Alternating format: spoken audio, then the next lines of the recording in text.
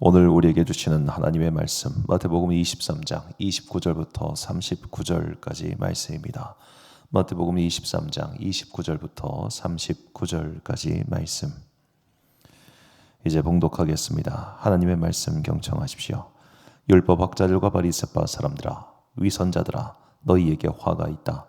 너희는 예언자들의 무덤을 만들고 의인들의 기념일을 꾸민다.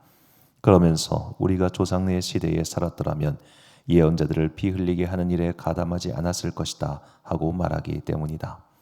이렇게 하여 너희는 예언자들을 죽인 자들의 자손임을 스스로 증언한다. 그러므로 너희는 너희 조상의 분량을 마저 채워라. 뱀들아, 독사의 새끼들아, 너희가 어떻게 지옥의 심판을 피하겠느냐. 그러므로 내가 예언자들과 지혜 있는 자들과 율법학자들을 너희에게 보낸다. 너희는 그 가운데서 더러는 죽이고 더러는 십자가에 못 박고 더러는 회당에서 채찍질하고 이 동네 저 동네로 뒤쫓으며 박해할 것이다. 그리하여 의인 아벨의 피로부터 너희가 성소와 제단 사이에서 살해한 바라게의 아들 사가랴의 피에 이르기까지 땅에 죄 없이 흘린 모든 피가 너희에게 돌아갈 것이다. 내가 진정으로 너희에게 말한다. 이 일의 책임은 다 이 세대에게 돌아갈 것이다. 예루살렘아, 예루살렘아, 내게 보낸 예언자들을 죽이고 돌로 치는구나. 암탉이 병아리를 날개 아래 품듯이 내가 몇 번이나 내 자녀들을 모아 품으려 하였더냐. 그러나 너희는 원하지 않았다. 보아라, 너희 집은 버림을 받아서 황폐하게 될 것이다. 내가 너희에게 말한다. 너희가 주님의 이름으로 오시는 분은 복되시다 하고 말할 그때까지 너희는 나를 다시는 보지 못할 것이다. 아멘. 알량한 것에 집착하지 말자라는 제목으로 하나님의 말씀 선포하겠습니다.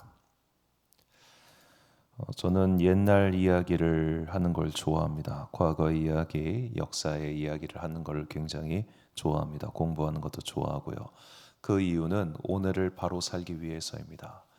옛날의 일을 알아야 오늘의 이 일이 어디서부터 왔는지를 파악할 수 있고 이 일이 어디서부터 왔는지를 제대로 파악해야 내일을 똑바로 살기 때문입니다. 그러니까 우리가 과거의 것을 공부하고 또 과거의 것을 이야기하는 그 모든 이유는 사실 오늘을 잘 살기 위해서입니다. 그리고 내일을 바르게 살기 위해서입니다. 자, 그렇다면 이제 과거의 것을 모르면 오늘의 답을, 오늘의 말을, 오늘의 상황을 제대로 이해하지 못하는 경우들이 왕왕 벌어지죠. 오늘 예수님께서는 이제 마지막으로 바리새인과 서기관들을 이제 비판하시면서 마지막에 예루살렘에 대한 한탄으로 그를 마무리하고 계십니다.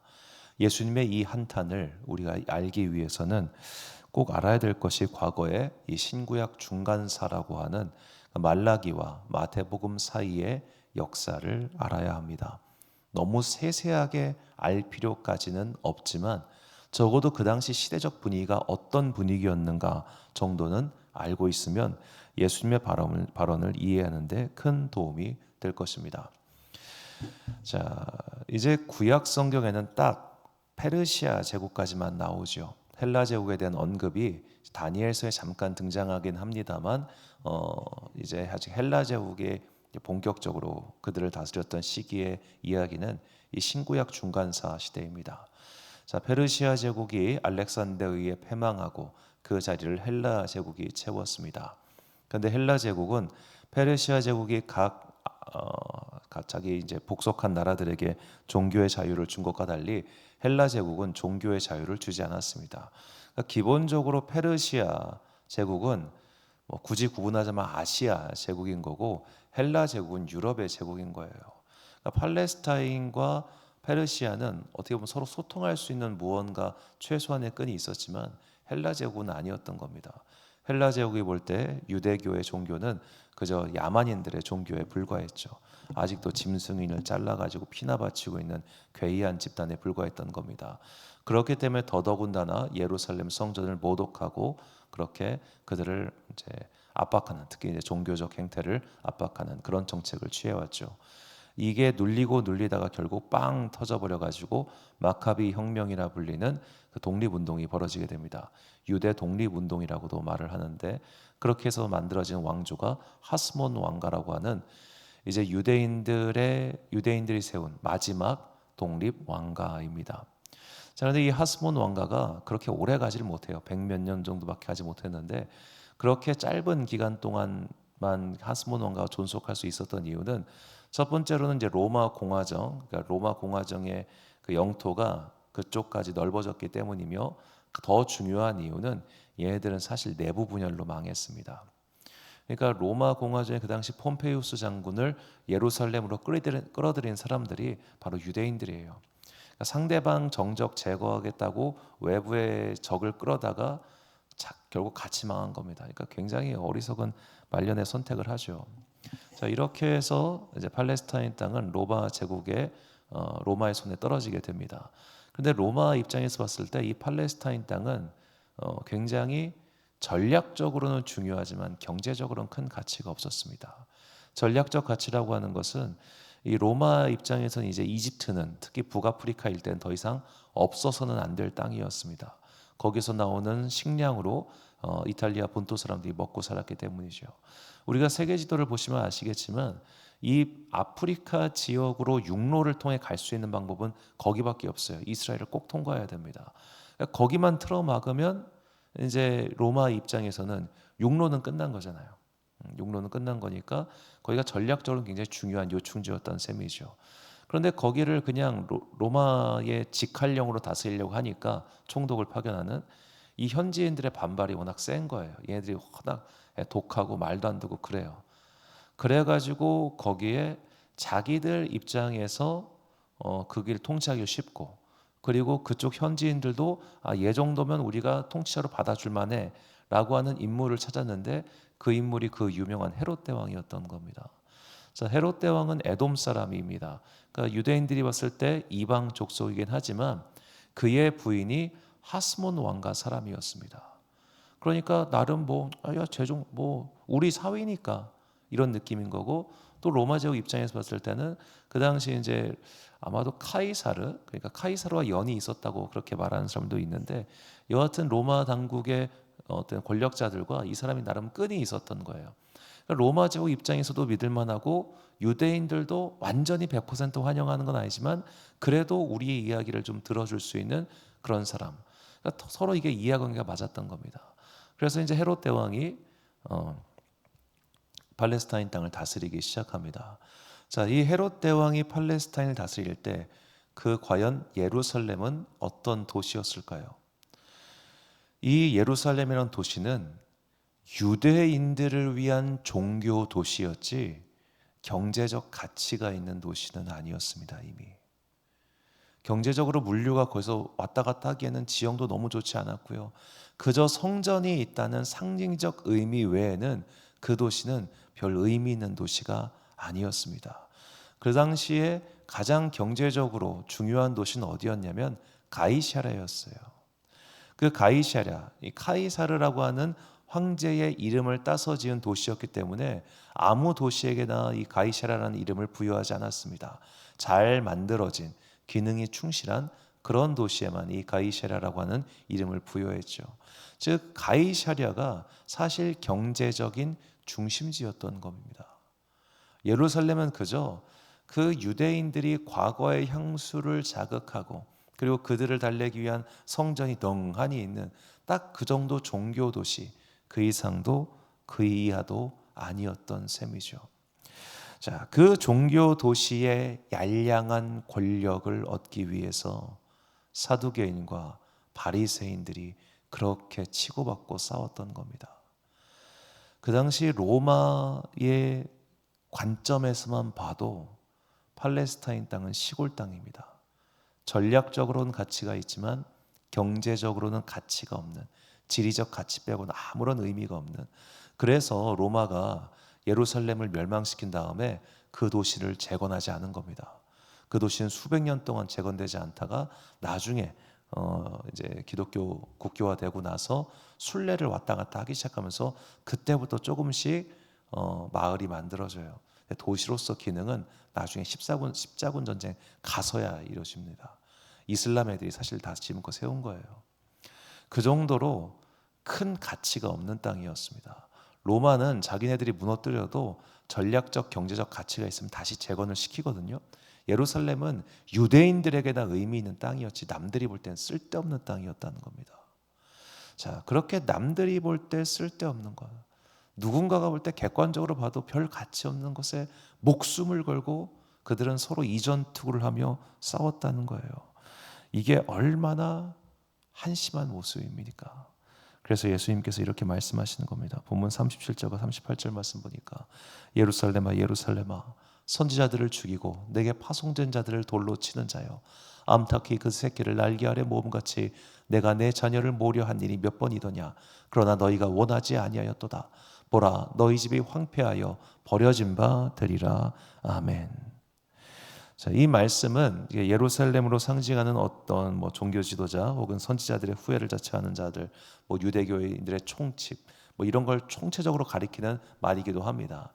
하지만 이제 예루살렘의 도시적 의미만 딱 봤을 때 이 예루살렘은 이미 사실은 그렇게 큰 세계사적으로 봤을 때 가치가 없는 땅이고 유대인들에게만 의미가 있는 땅이었다는 거죠. 그래서 우리가 나중에 사도행전을 보면 이 헬라파 그리스도인들, 그러니까 이 팔레스타인 본토에서 태어나지 않고 저 다른 지방에서 태어난 사람들은 우리가 예루살렘에 머물러 있는 게 아니라 바깥으로 나가야 된다는 주장을 계속합니다. 그런데 히브리파 그리스도인들은 안 나가려고 하죠. 결국 하나님께서 예루살렘 안에 큰 박해가 일어나서 그들 모두를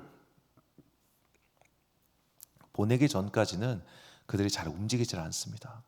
그 정도로 그들에게는 예루살렘이라고 하는 도시가 갖고 있는 과거의 전통, 과거의 향수, 과거의 영광, 사실은 아집이 그렇게 중요했던 거예요. 그런데 저쪽 알렉산드리아 같은 도시에서 태어난 유대인들이 봤을 때 저 예루살렘은 그냥 성전 하나 있는 것 빼고는 아무런 의미 없는 땅이었다는 겁니다. 그러니까 알렉산드리아 그 당시 유대인이 한 30만 원 살았다고 하거든요. 근데 거기가 그 당시에는 굉장히 중요한 세계 최대의 도시 중 하나였습니다. 거기서 와서 봤으니 그 예루살렘에서 뻐기는 서기관들을 사두개인들이 어떻게 보였겠습니까? 아유, 쟤들은 아직도 저러고 사는구나. 한심했겠죠. 자, 그런 사람들의 시각이 사실 성경 안에 반영되어 있는 겁니다. 과거의 영광에 집착하는 사람들, 그것이 아집이 된 사람들, 그걸 자랑하는 사람들. 자, 이런 사람들은 결국 나머지 사람들도 현재를 살지 못하게 만듭니다. 과거로 자꾸만 끌고 갑니다. 옛날에 우리가 이랬어. 옛날에 이랬어. 옛날에 이랬어. 자꾸 옛날로 갖고 가요. 그럼 옛날에 그랬으면 오늘 뭐 할 건데 거기까지 가지를 못합니다. 자, 그런 자들을 향하여 예수님께서 말씀하셨습니다. 오늘 본문 15절과 33절 말씀. 화 있을진저 외식하는 서기관과 바리새인들이여 너희는 교인 한 사람을 얻기 위하여 바다와 육지를 두루 다니다가 생기면 너희보다 배나 더 지옥 자식이 되게 하는도다. 뱀들아 독사의 새끼들아 너희가 어떻게 지옥의 판결을 피하겠느냐. 아멘. 배나 더 지옥 자식이 되게 한다. 그들의 아집을 그대로 투영시키고 그들의 고집대로 사람을 가르치고 그래서 더욱더 예루살렘이라고 하는 빈 껍데기와 같은 땅에 집착하게 만드는 그런 사람들을 키워내는 잘못된 가르침, 그러니까 지옥 자식들을 계속해서 양산해내는 그런 나쁜 사람들, 그것이 바로 너희다라고 예수님께서 말씀하십니다.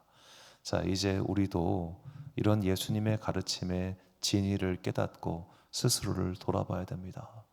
우리는 어쩌면 과거의 영광에 취해서 과거에 우리가 이랬는데, 옛날에 우리가 이랬는데 이런 말만 늘어놓고 있는 것은 아닌지요.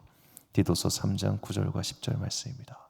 그러나 어리석은 변론과 족보 이야기와 분쟁과 율법에 대한 다툼은 피하라. 이것은 무익한 것이요 헛된 것이니라. 이단에 속한 사람을 한두 번 훈계한 후에 멀리하라. 아멘. 어리석은 변론, 족보 이야기가 뭐겠습니까? 결국 과거의 영광에 대한 이야기겠죠. 저도 그런 성도님들을 몇 번 뵌 적이 있습니다. 내가 어느 유명한 목사님과 함께 있었다, 내가 어느 유명한 목사님 밑에서 무언가를 배웠다라는 것을 자랑하는 분들 말이죠. 그래서요. 그래서 당신의 지금 믿음 생활은 어떠한데요? 그것이 여러분에게 무슨 의미가 있습니까? 훌륭한 목사와 함께 예배드리면 구원이 보증되고, 조금 덜 유명하고 아니 무명의 어떤 목사와 함께 예배드리면 나의 구원이 취소됩니까? 전혀 그런 것이 아님에도 불구하고 그저 한 글자라도 더 자랑하고 싶어서, 더 하나라도 더 어깨 뿜뿜하고 싶어서 나 그 교회 다녀요. 그래서요. 그것이 당신의 믿음과 당신의 구원을 보증해 줍니까? 우리가 그렇게 헛된 영광, 알량한 것들에 집착하거나 그런 걸 자랑하는 순간 나의 오늘과 나의 내일은 사라집니다. 계속해서 옛날 이야기만 얘기하고 하루를, 이 현재를 제대로 살지 못하는 안타까운 일만 생기는 법이죠. 우리가 과거의 것을 알아야 하는 것은 미래를 위해서입니다. 교회가 자체 내에 역사 박물관을 만들 수 있고 주보 같은 것들 모을 수 있습니다. 그거 모아서 어디다 쓰겠습니까? 혹시 옛날에 이런 걸 했는데 이걸 어떻게 하면 어레인지해서 오늘 써먹을 수 있을까? 이런 자료가 필요하기 때문에 그런 걸 모으는 겁니다. 그거 모으는 것 자체는 아무 의미가 없습니다. 과거의 것은 오늘을 살기 위해 필요한 자료일 뿐 과거 그 자체가 영광이거나 트로피가 될 수는 없는 것이죠. 그렇기 때문에 혹시라도 우리 안에 그것이 종교적인 자랑이든 개인의 영달에 대한 자랑이든 과거의 것만 계속해서 이야기하며 과거의 이야기에만 집착하는 혹시라도 그런 속성이 내 안에 남아있다면 우리가 날마다 기도하면서 하나님, 내가 과거가 아니라 현재를 살게 하옵소서, 그리고 내일을 준비하게 하옵소서 라고 기도하며 살아야 합니다.